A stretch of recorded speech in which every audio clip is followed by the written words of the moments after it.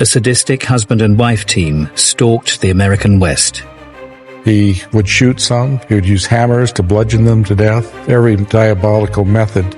She was the coldest, stone-cold killer. Their mission, deviant and depraved. The original plan was sex slaves. Total domination of someone else, to just brutalize, that is what is arousing. What motivated this match made in hell? I thought he was nuts. I thought he was crazy. He's always been that way. She thought, hey, this is a sweet guy. And were they born to kill? I don't think they're sick. I think they're evil. In the late 1970s, California's capital city was a quiet town, notable for its proximity to more famous attractions. Sacramento is really kind of a location that's in between every place else. It's close to the San Francisco. It's not far from the Sierras and the snow. But Sacramento is kind of like a little sleepy river town at the time. There was very little crime, really, at that time. But Sacramento's residents didn't realize that evil lurked among them. And in November of 1980, it was about to show its face.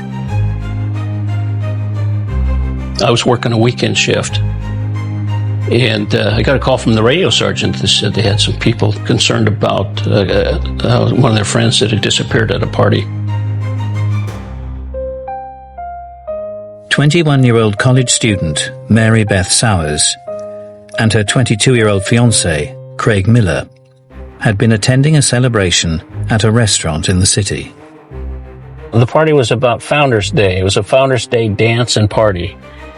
And they were here most of the evening, and they were leaving here around midnight or so. They were coming out of the Carousel Lounge. It was a fraternity function. They were in their formals. The kids were coming out of the parking lot right here. Their friend Andy had witnessed their bizarre disappearance. Andy told us that he walked out after Craig and Mary Beth had left the restaurant, and as they were walking through the parking lot, they saw Craig and Mary Beth sitting in the back seat of this blue car. Andy says to his date, "Watch this." And he climbs in behind the wheel. "Okay, where are we going?" And Craig says, "Andy, this is no place for you to be." As he started to get out of the car, this little blonde female, tiny petite thing, came running around from the other side of the car screaming at him. She slapped Andy and told him to get out of her car. Slapped him, got in the car, and they sped off. He had enough sense to jot the license number down on the car. Their friends were worried. Andy didn't recognize the car, nor the petite blonde driver.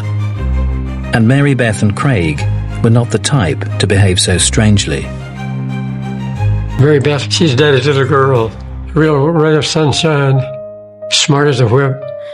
Loved everybody. Loved to dance, loved to sing. Wonderful. She was very pretty. When I met her, she was 17 years old, but she was going on 25. She didn't dress like the rest of us. We were kind of, jeans and T-shirts and that sort of thing. But Mary Beth was always dressed up like a businesswoman. Mary Beth had enrolled in Sacramento State University. Excellent student, good in math and good in foreign languages. One of the math teachers said, "Mary Beth, let me teach the class if it's okay by you." That's the kind of student she was. There, Mary Beth had been swept off her feet by fellow student Craig Miller.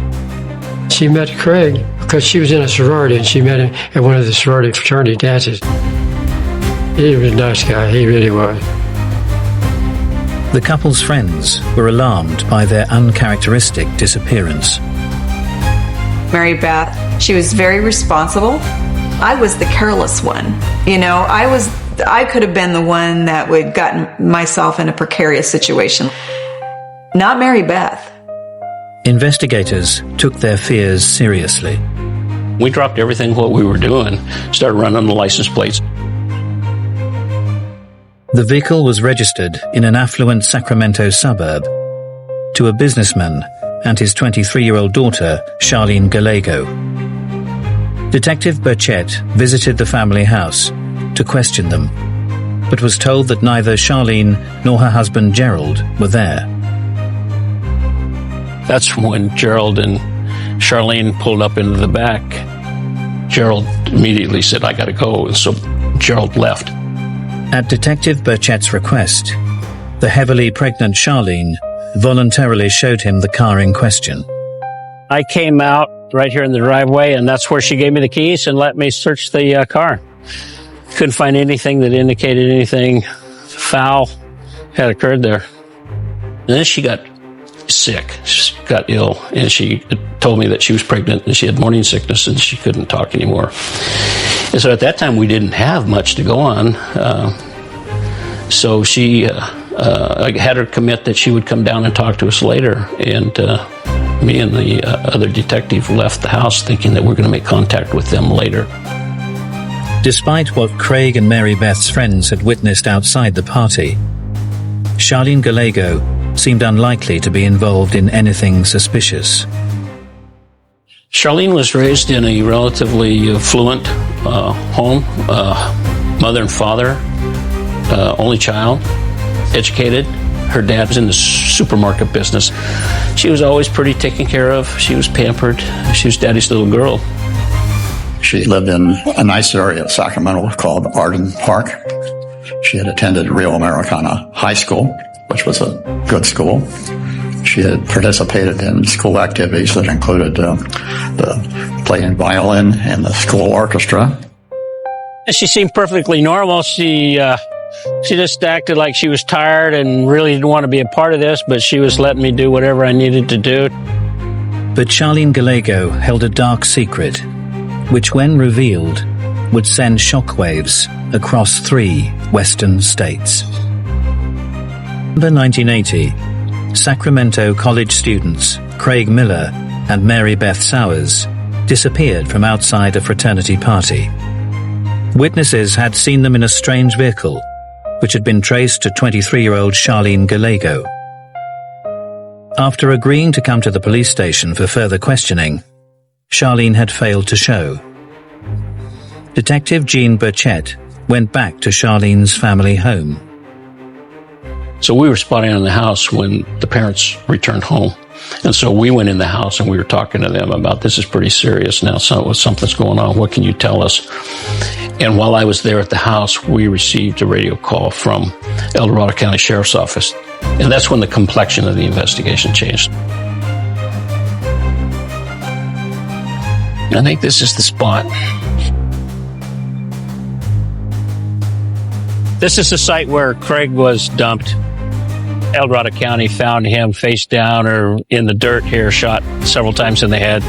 He was dressed nicely in his suit, but had no shoes on. And it was just left lying there in the dirt. Charlene and her husband Gerald were now the prime suspects in a murder case, and investigators immediately found an address for an apartment Gerald rented. I had no idea what to expect as we were driving out of the apartment. We were hoping he was there because we wanted to talk to him. This looks familiar. There it is. That was his place right there. Neither Gerald nor Charlene were home. We searched their house in detail. It was almost like a prison cell. It was clean. Everything was in order. Remember, there was a gold pan sitting on the shelf. There was bullets and guns all laid out. It looked like he was ready for inspection. Very neat and tidy. And it was spotless, just like the car. We found guns and ammunition, but nothing really that could connect it to Craig or Mary Beth.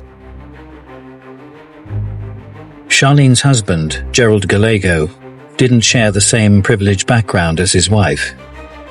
He'd grown up just north of Sacramento, in the small rural town of Chico. Gerald Gallego did not have an abusive childhood. He had a brutal childhood. It was just very, very difficult. Gerald's mother. In her younger days, I think she was kind of wild. She had a lot of boyfriends, brought a lot of men home. Gerald had to deal with a lot of abuse from ornery, bad men. But it was the boy's father, Gerald Gallego Sr., who set the benchmark for bad behavior. Gerald came from probably the most dysfunctional family you could describe. His own father was a murderer. Imprisoned in Mississippi for stealing a car, he vowed to kill the next cop that tried to arrest him. In 1954, Gerald Gallego Sr. took a prison guard hostage and escaped. After spending a day on the run, he then shot the jailer in the head. He was arrested and convicted and sentenced and executed while Gerald is growing up here in California. To have his father removed so violently from the world and from his life with no hope of ever knowing this man, and also being identified as the child of a executed murderer would have a serious effect on who he thinks he is. By his mid-teens, Gerald and his brothers were firmly entrenched in the family business. They got into robberies, they got into sniffing lighter fluid, they got involved in anything they can to make a nickel. And soon their misdemeanors drew the attention of the law. When he was 14 years old, Gerald, his brother, they got in a car chase with police and was involved in a shootout. Bullets were coming through the back seat of where Gerald was hiding. Gerald and his brother David were true righteous outlaws. Tempted by the opportunities of the big city, the brothers headed south to the Oak Park area of Sacramento. I knew Gerald, he lived in Oak Park, and that's where I grew up at. I thought he was nuts. I thought he was crazy. He's always been that way. They always had guns. You know, wherever they was and whatever they're doing, there was always robberies, and there was always guns in the picture. He was what you might call in the old days a riverboat gambler, making his way through life, cheating other people, and whenever the opportunity came, committing crimes here and there to live. Now, Gerald appeared to be connected with a case of abduction and murder. Attention immediately turned to the whereabouts of Mary Beth. Her boyfriend was found murdered, but she was still missing. So yeah, I was pretty freaked out.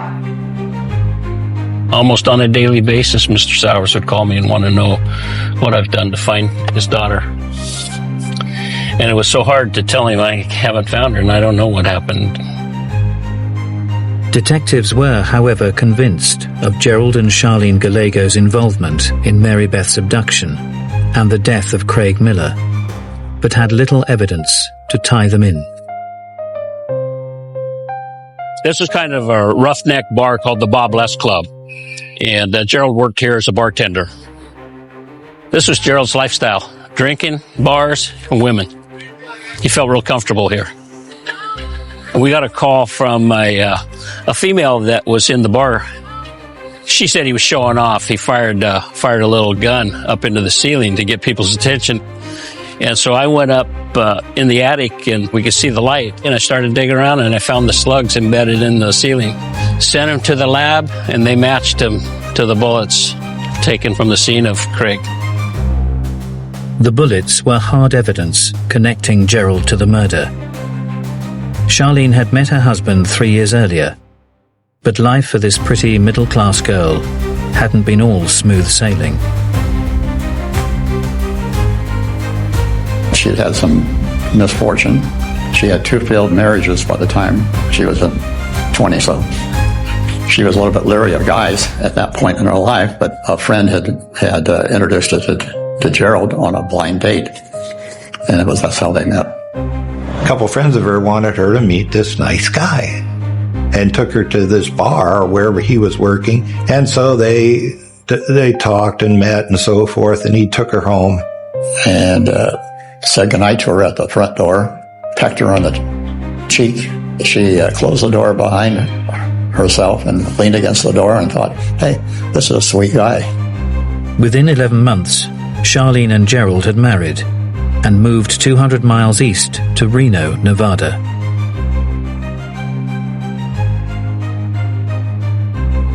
Reno, that area was a small town. It's grown tremendously since, but at that time, everybody felt safe. You'd let your children go to things, that children normally go to carnivals and rodeos and fairs and things like that. 14-year-old Brenda Judd had grown up among the small rural Nevada communities. To me, she was like an angel, she'd always let me hang out with her, and she never told me no. She's awesome. She's close to perfect. Brenda and her best friend Sandra Colley were almost inseparable. Oh, she was a lot like Brenda. They were both very special little girls. They weren't the kind of young girls that give you trouble. When they would go somewhere, if they said they were going to be somewhere at a certain time, they were there. On the 24th of June 1979, Brenda and Sandra decided to go to the fair in Reno. It was just a year since Gerald and Charlene Gallego had moved to the town. Brenda and Sandra had gone to ride some rides. Sandra's sister does not be back at the gate at 9:30 because we got to be home by 10. But Brenda and Sandra didn't show up. We all met out there, and we called the police. I had overheard my dad talking, and I heard him say something along the lines that they couldn't find her. I had the most horrible feeling. I don't know why, it just scared me to death. Everybody wanted to go look for him, Nobody knew what had happened. No, it was scary. My dad looked at me and he says, they're still alive. And he says, if they weren't, them dogs would be howling up a storm. What he didn't know was the night I got home, I couldn't shut them dogs up. They howled all night long. The key to the disturbing mystery would eventually lie with Charlene Gallego. Over a year later, the heavily pregnant 23-year-old would find herself on the run with her husband Gerald, following the disappearance of Sacramento students Craig Miller and Mary Beth Sowers. When Craig's body was discovered, Charlene's parents became concerned for the safety of their daughter and reached out to the authorities.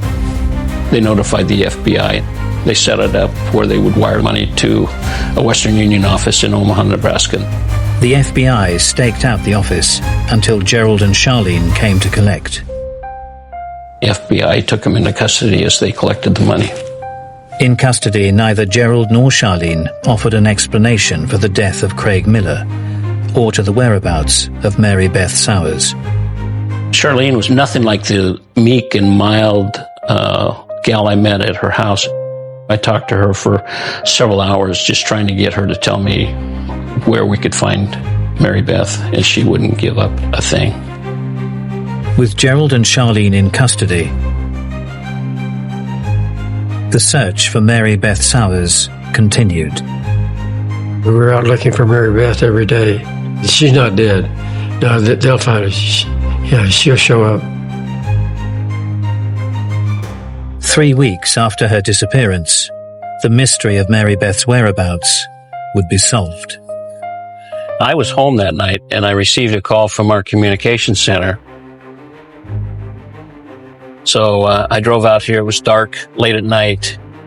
It was that field right out there. You could park down the road and walk in. I walked up. I recognized her dress. I knew that was Mary Beth. That's where he shot her. 21-year-old Mary Beth Sowers had been violently sexually assaulted and her body discarded in a shallow ditch. I was just devastated. That's as close as I could describe it. I just couldn't believe it.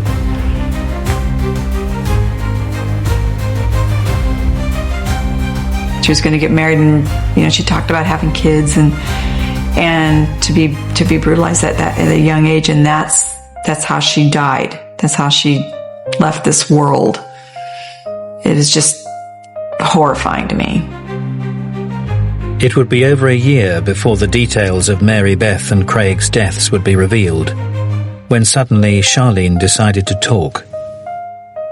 On the first jail visit, after a long period of time, she said, I guess you wanted to know what had happened. And so she told us. The tale of Mary Beth and Craig's murders was one of sordid premeditation. Had gone to the Arden Fair shopping center late one night, and they were waiting for somebody to abduct. Craig and Mary Beth are heading towards their car when they're confronted at gunpoint. Gerald orders them both into the back seat. After shooting and dumping Craig out of town, the couple took his fiancée back to their home. They brought her back to the apartment right here. And according to Charlene, Gerald drugged Mary Beth into the apartment, took her straight back to the bedroom, and Charlene was left out in the front room to fend for herself. She laid there most of the evening or nighttime while everything was going on in the bedroom, just listening to what was going on. I can't imagine what went on in their mind. Sick. I mean, who would do something like that? Gerald sexually assaulted Mary Beth for the rest of the night, while Charlene lay on the couch. She said that she dozed off and on while everything was going on in the bedroom. And then about the time the sun was coming up, Gerald drugged Mary Beth out of the bedroom all disheveled, and they took her for a ride. They then walk her out into a kind of a wooded area. He tells Mary Beth to lay down. She lays down on her back and he shoots her in the head.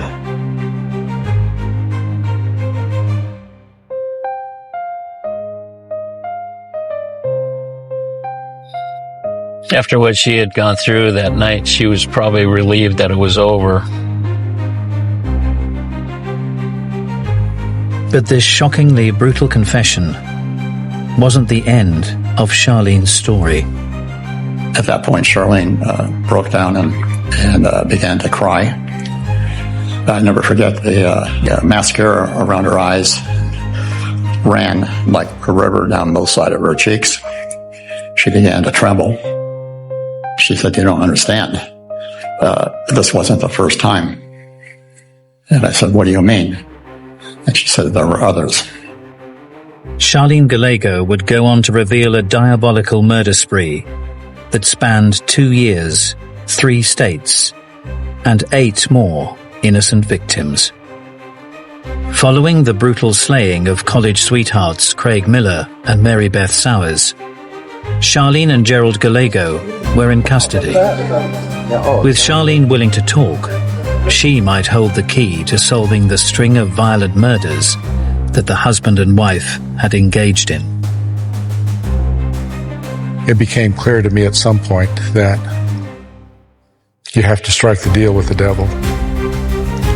If you don't, then there's too many other victims, too many other people that go unanswered. Had there been another way to do that, I surely would have loved to have done it, but that didn't happen.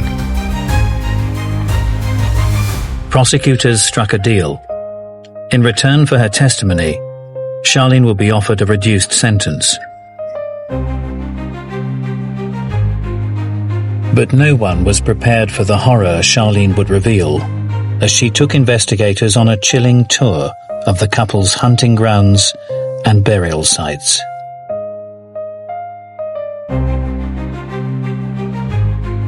Their depraved spree had begun in 1978, a year after they first met. Gerald became impotent. He couldn't perform sexually. He no longer, with her, could have normal sexual intercourse, and so what he was doing is that he was looking for some fantasy that would satisfy him sexually. The original plan was sex slaves. The way he proposed this whole thing initially was he wanted to be able to capture young women, take them to a location where he can keep them captive and use them as he wished. So she's sort of going along with this first, it's sex, it's not murder. Maybe that was what eased her into it. The couple drove to a mall in Sacramento, and Gerald instructed Charlene to entice 2 suitable victims to act as his sex slaves. She identified 16 and 17-year-old friends, Kippy Vaught and Rhonda Scheffler. She goes to them and she says, okay, we got some marijuana. You want to go smoke some marijuana with me? Okay, so sure enough, they go out to the van. Charlene opens the side door of the van, and there he is with a gun, commanding them to come in at gunpoint, and they do, and they're caught. They're done. With Charlene driving and Gerald in the back with the young girls, they drove to the foothills of the Sierra Nevada mountains, while Gerald assaulted Kippy and Rhonda. Hours later, they were back on the road. They get in the van and they go out to an area east of Sacramento. They pull into this agricultural area, pull down a road, and Gerald gets out, takes the girls out, gets a tire iron out of the back of the car, bludgeons both the girls, gets back in the car. They're still moving, gets back out, has I think it's a .25 caliber semi-automatic, goes out, shoots both girls. At the heart of impotence is humiliation. And humiliation for men is a source of a great deal of anger and frustration. And the people who most remind him of his humiliation are women. So he would identify women as the people who should be his victims because they're the ones to blame. They leave the victims there in the ditch and drive back to wherever they're staying and clean up the van and so forth. Charlene claimed she had not known Gerald would murder the girls. But Gerald, it seems, had always had a twisted sex drive. He was a good talker. He was smooth. He was like that ever since I known him, even as a kid. He thought he was God's gift to women, He'd do anything to get their attention and make them laugh and so forth. And Gallego's pursuit of sexual gratification proved to have no boundaries. Gerald had a daughter, and I know that he was charged with molesting his daughter. He first raped his own daughter, who was very young, and carried on this relationship for some period of time. Most people that are abused do not grow up to be abusers themselves, but those individuals that grow up to be abusers, almost all of them have a history of being abused. Typically, the predator will introduce sexual acts that cross boundaries for the compliant person. His story of wanting sex slaves had to do with trying to get Charlene to go along with this and get her to see that this is for both of their benefit, that this would enhance their sex life, because otherwise he was bored. Here was a classic pedophile who was stuck with the idea that he needed that younger girl to satisfy his perversion.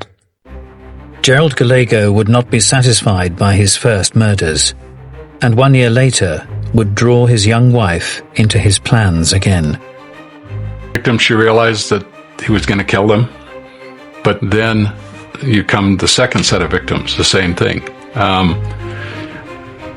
I think she knew that that was going to happen, but her desire to please Gerald was stronger than her knowledge of what's right and wrong. Charlene's confession would finally solve the mystery of the disappearance of teenagers Brenda Judd and Sandra Colley from the fair in Reno. And she revealed how she had played an active role in the capture of the 14 and 13-year-old friends. Without Charlene, It is doubtful Gerald would have been able to abduct these young women. It would have been very, very difficult. But Charlene brought that about because she befriended the girls and put them at ease, and they didn't think any type of danger at all was there.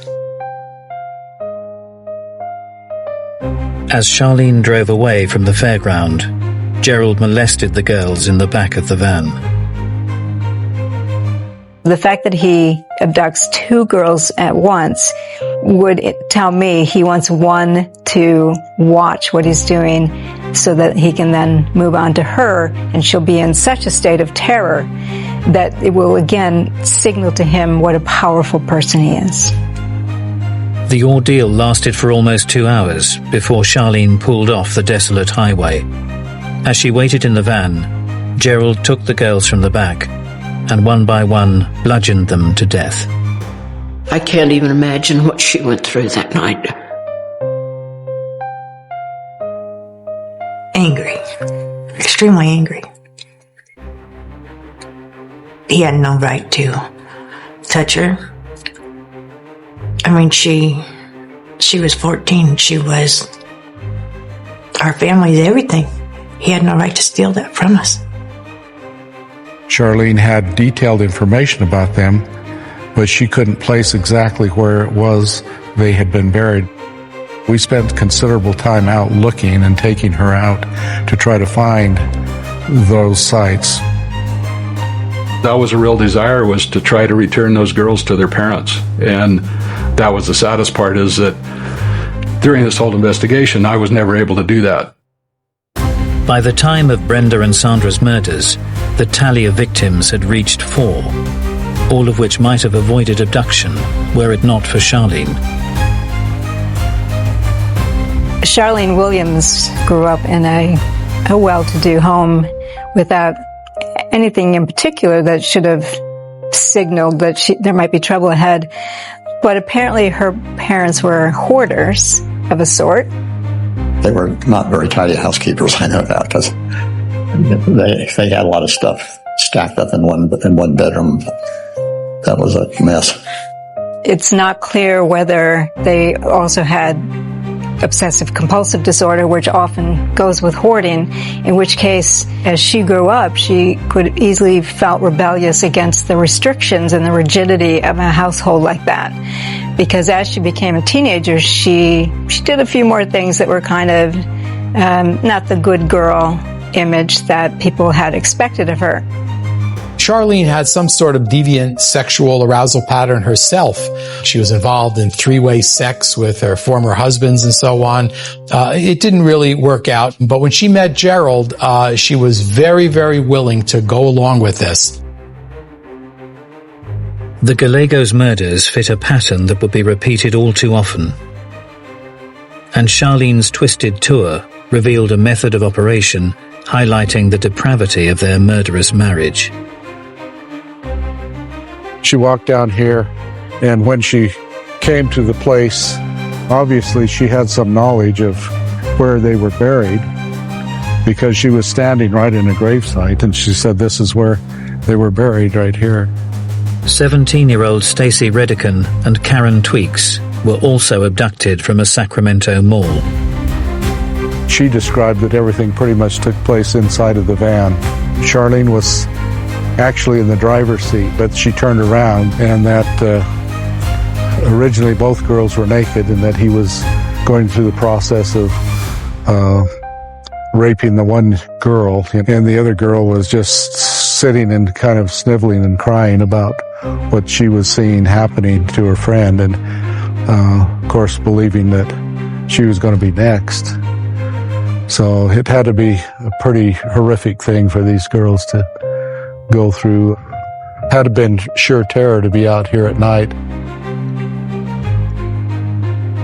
Anything that is involving total domination of someone else, total control over a victim, to just brutalize her any way he wants, that is what is arousing to someone like Gallego.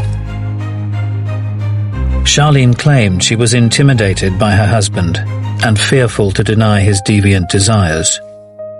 Gerald, however, claimed that Charlene had been a willing and active participant in the sexual abuse and murder of their innocent victims. Usually when there's two individuals involved in a sexual murder, one is a dominant person and the other is more like an assistant. In this case, Gerald was the dominant person, Charlene was certainly the assistant, but the assistant plays a role nevertheless. After the first abduction, the first murder, Charlene could have left. There was nothing keeping her there from Gerald. She could have gone, but she didn't want to. She chose to stay there. And she was part of this, to be sure. And Gerald's insatiable desire showed no signs of abating. Charlene described how in just over a month, she had helped Gerald kill 2 more women. One, a pregnant 21-year-old hitchhiker named Linda Aguila, whose body was left among the rocks of the barren Oregon coastline. The other was Virginia Mokel, a barmaid from Sacramento, whose body was left bound in fishing twine on the banks of the Sacramento Delta. He had the ability to murder in various ways. He would shoot some. He would use hammers to bludgeon them to death.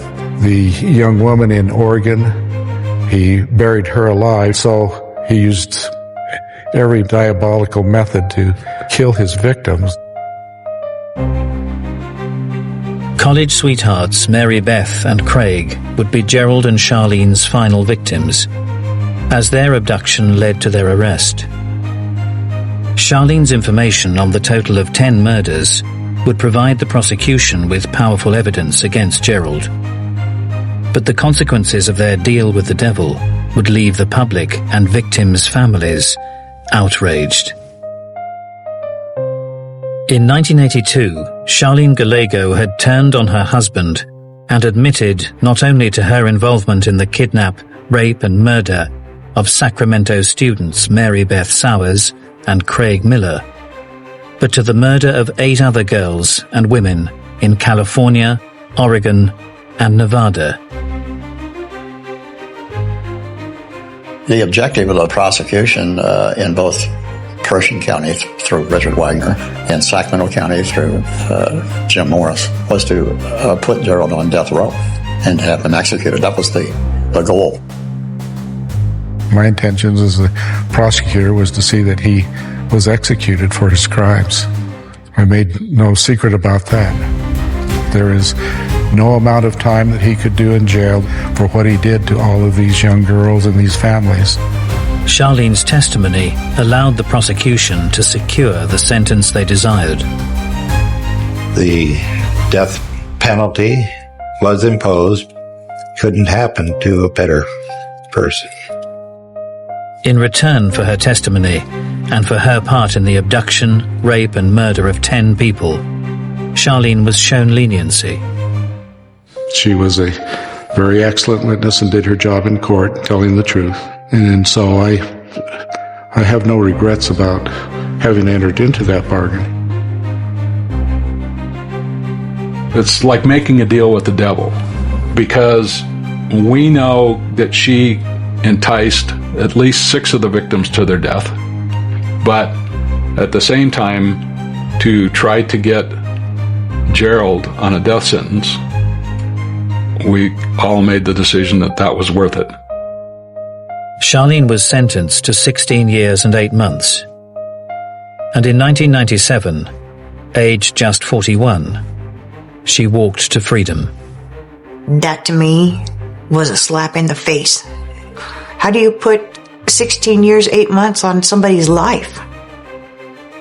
Well, she definitely got away with murder. I thought she should have been right along with him.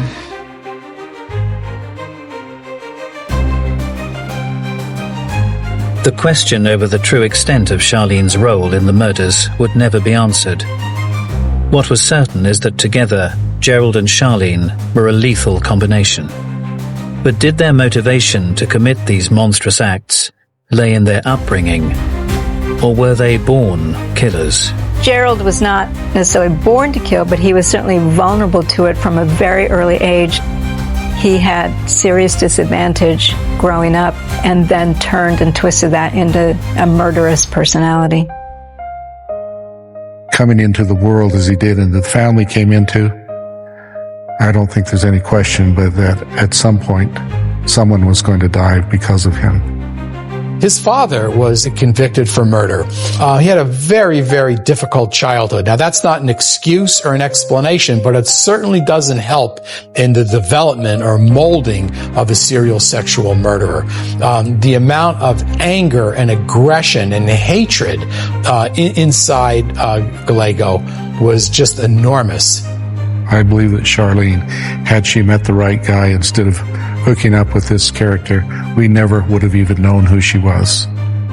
Well, I don't think Charlene was a born killer at all.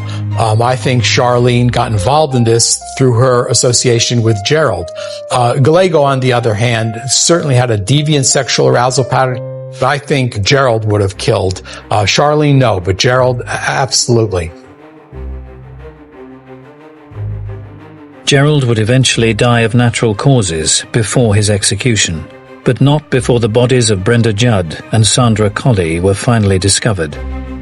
Nearly 21 years after Charlene and Gerald had abducted them from the fair in Reno. It was such a bittersweet thing because it was 20 years, 11 months, and 3 days from the day they were kidnapped till we got to take her home for burial. I was really pleased, though, when I was told that they had been found. And in fact, I got a call from one of the girls' mothers, and she said, "Thank you." And I says, "Why are you thanking me?" I says, "I didn't find your girls." So